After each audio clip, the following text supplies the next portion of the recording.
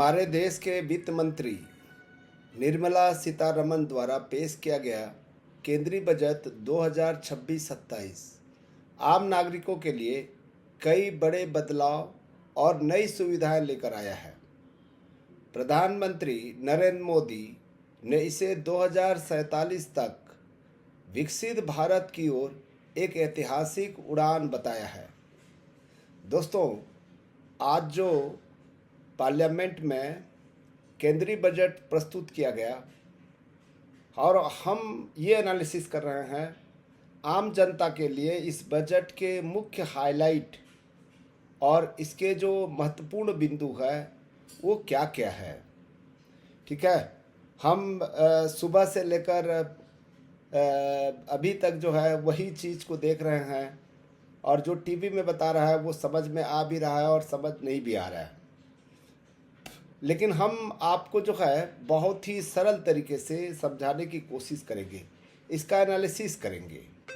ठीक है दोस्तों, आज 1 फरवरी है और 1 फरवरी के दिन है, आपको सबको पता है, केंद्रीय बजट लोकसभा में प्रस्तुत किया जाता है, वो भी वित्त मंत्री के द्वारा। लेकिन भारत में ये निश्चित हो चुका है 1 फरवरी को ही हमारा केंद्रीय बजट प्रस्तुत होता है और हमेशा लोकसभा में प्रस्तुत होता है, याद रखिएगा, और वित्त मंत्री के द्वारा प्रस्तुत किया जाता है। तो इस बार जो आम जनता के लिए क्या क्या चीज़ें महत्वपूर्ण रहेगा। ठीक है, सबसे पहला आते हैं दोस्तों इनकम टैक्स के ऊपर। जब हम केंद्रीय बजट प्रस्तुत किया जाता है तो हमारा ध्यान रहता है इनकम टैक्स के ऊपर। और ये जो इनकम टैक्स है, याद रखिएगा, ये जो मध्यम वर्गीय परिवार है, मध्यम वर्गीय समाज है, वो हमेशा उनके दिमाग में रहता है कि इनकम टैक्स क्या होगा। इस बार इनकम टैक्स का जो स्लैब है उसमें कोई परिवर्तन नहीं हुआ है। तो इसको क्या कहें, क्या आम जनता के लिए ये बहुत ही आकर्षक रहा है। ठीक है, तो यहाँ पर ध्यान दीजिएगा, जो लॉ के स्टूडेंट हैं, जो कॉम्पिटिटिव एग्जाम की तैयारी कर रहे हैं, उनके लिए ये एक बहुत ज़रूरी जानकारी है। जो यूपीएससी, पीएससी, रेलवे, बैंकिंग की तैयारी कर रहे हैं, ठीक है, और जो प्रैक्टिशनर है, वकील है, जो इनकम टैक्स प्रैक्टिस करता है, सीए है, उनके लिए बहुत इम्पॉर्टेंट है। इस बार के बजट में ये कहा गया है कि नया इनकम टैक्स एक्ट 2025 लागू होगा, नया आयकर अधिनियम 2025। इसके पहले आपको पता होगा इनकम टैक्स की शुरुआत कैसी हुई थी। है, इनकम टैक्स की शुरुआत जो है 1857 में जो लड़ाइयाँ हुई थी और उसमें जो नुकसान पहुंचा था उसी के भरपाई के लिए अंग्रेज लोगों ने इनकम टैक्स एक्ट पारित किया गया था।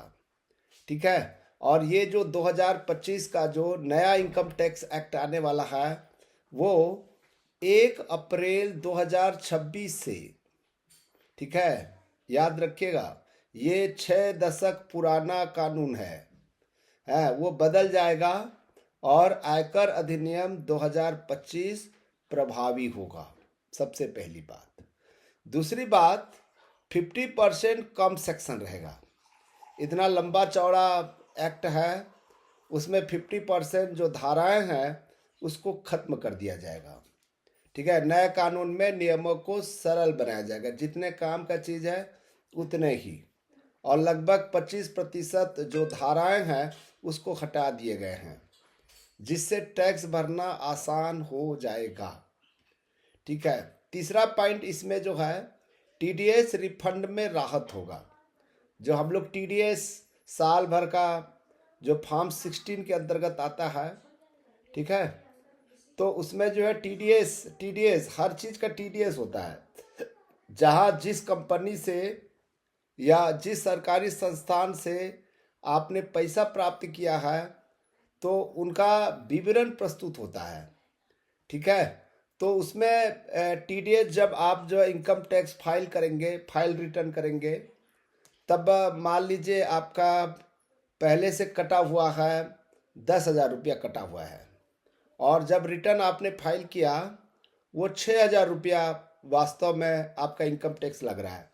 जो आपने 10,000 रुपया पेमेंट किया है, 6,000 रुपया इनकम टैक्स है, तो 4,000 रुपया रिफंड होगा। अब देरी से, ठीक है, सबसे पहली बात जो है, अब देरी से इनकम टैक्स रिटर्न फाइल करने पर भी बिना किसी पेनाल्टी के टीडीएस रिफंड मिल सकेगा। उसमें क्या होता था कि जब जब हम लास्ट डेट के बाद में भरते थे तो उसमें 5,000 रुपया जुर्माना था, 5,000 रुपया फाइन लगता था। और ठीक है, तो ये जो है बोला गया है कि टीडीएस रिफंड में राहत मिलेगा, पेनाल्टी के टीडीएस रिफंड मिल सकेगा।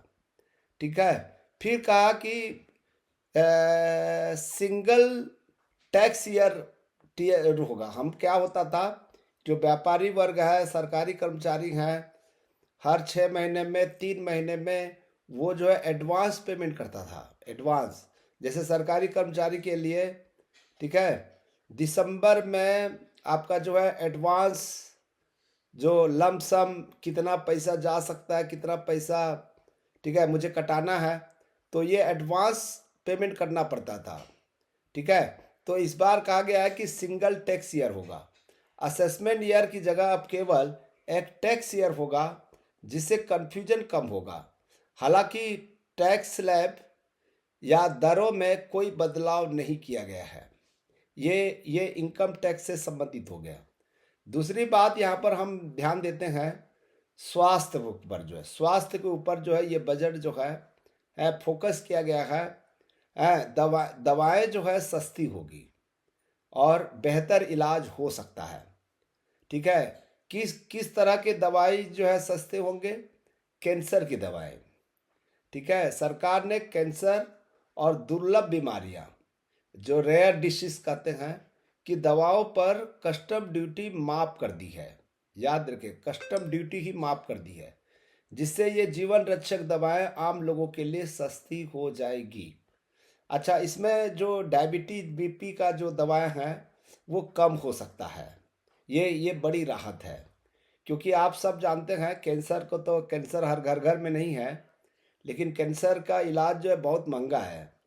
ठीक है, और दूसरा जो है, जो आपका डायबिटीज का जो रोगी हैं, हर घर में 2 लोग 3 लोग मिल जाएंगे। ठीक है, तो उनका जो मेडिसिन होगा वो सस्ते हो जाएगा। ठीक है, और इसके अलावा मेडिकल हब और ट्रेनिंग भी देने की व्यवस्था किया गया है। ठीक है, निजी क्षेत्र के सहयोग से 5 क्षेत्रीय मेडिकल हब बनाए जाएंगे।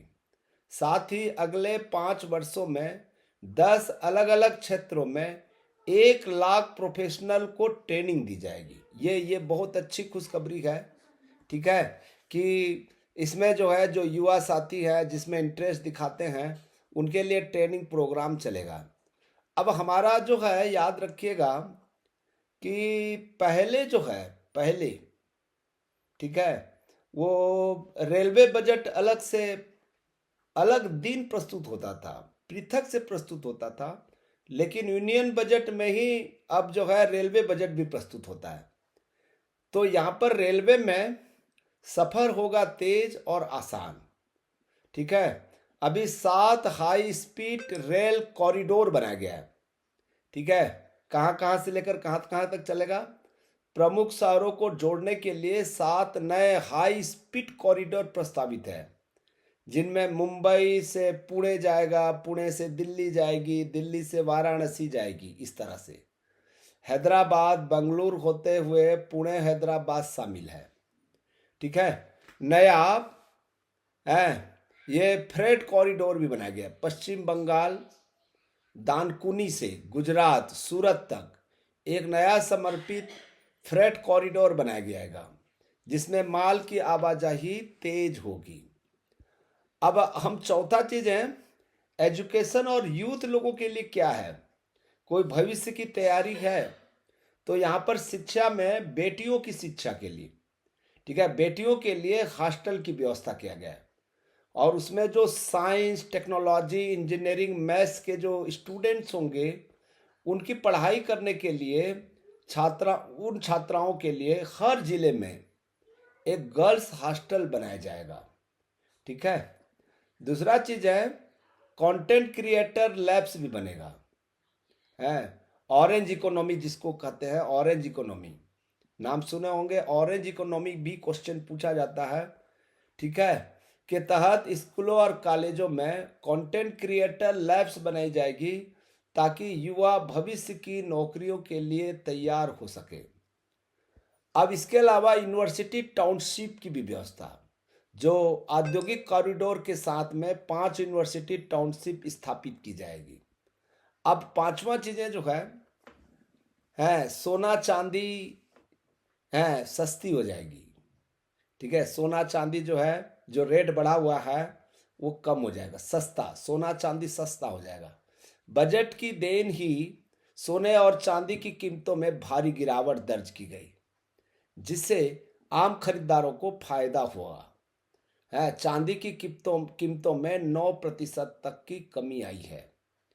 अब किसानों के लिए आर्टिफिशियल इंटेलिजेंस, जिसको हम लोग एआई कहते हैं, वो भी लॉन्च करने जा रहा है, ठीक है। किसानों को सही निर्णय लेने, संसाधनों तक पहुंच आसान बनाने के लिए भारत विस्तार नामक एक बहुभाषी एआई टूल्स लॉन्च किया जाएगा, ठीक है। और बोलने के लिए तो बहुत कुछ है, लेकिन जो बहुत इम्पोर्टेंट है, स्पोर्ट्स में और जो लघु उद्योग है, एमएसएमई, ये दोनों के लिए भी बहुत अच्छा प्रयास करने की कोशिश किया है बजट में। खेलों के बुनियादी ढांचे और प्रतिभा की पहचान के लिए खेलो इंडिया मिशन को नए सिरे से तैयार किया जाएगा। और दूसरा एमएसएमई सपोर्ट, ठीक है, छोटे जो व्यवसायी होते हैं को चैंपियंस के रूप में विकसित करने के लिए 10,000 करोड़ रुपए का फंड बनाया गया है, ठीक है। ये बजट जो जो सरकार का जो बजट है, इस बजट को सबका साथ सबका विकास के मंत्र के साथ बुनियादी ढांचे, शिक्षा और स्वास्थ्य पर केंद्रित है, ताकि आम नागरिकों का जीवन सुगम, ठीक है, सुगम हो सके। यही आज का बजट रहा है, बहुत इम्पॉर्टेंट। इसको आपको जो है यदि अच्छा लगा हो तो ज़रूर आप हमें बताएं कि क्या अच्छा लगा, ठीक है। बजट ठीक था या संतुलित था या है नाम मात्र का था, क्या था, वो कमेंट्स में ही पता चल पाएगा, ठीक है दोस्तों। Thank you.